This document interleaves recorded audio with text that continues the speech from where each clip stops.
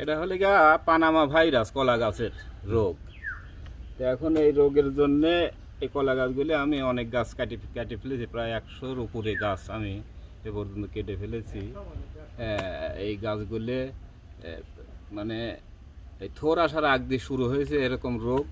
এই থোর আসার পরে কলা ধরতেছে, থোর অবস্থায়ও এই রোগে আক্রান্ত হয় এই গাছ।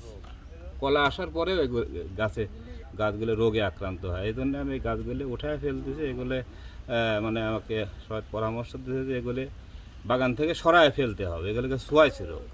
এই জন্য আমি এগুলি কাটে বাগানের বাইরে ফেলে দিচ্ছি। 550টা গাছ লাগাইছিলাম, আমার এ পর্যন্ত প্রায় 130টার মতো গাছ আমি উঠায় ফেলছি।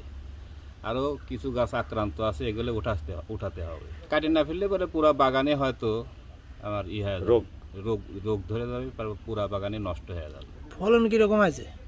ফলন মোটামুটি ভালো, কিন্তু গাছ যদি না থাকে তাহলে তার ফলন দিয়ে লাভ নাই। রোগ না হলে পরে অনেক লাভবান হতাম আমি এই কলা গাছের উপরে, কিন্তু এই রোগের জন্যই মানে সমস্যা। ওকে।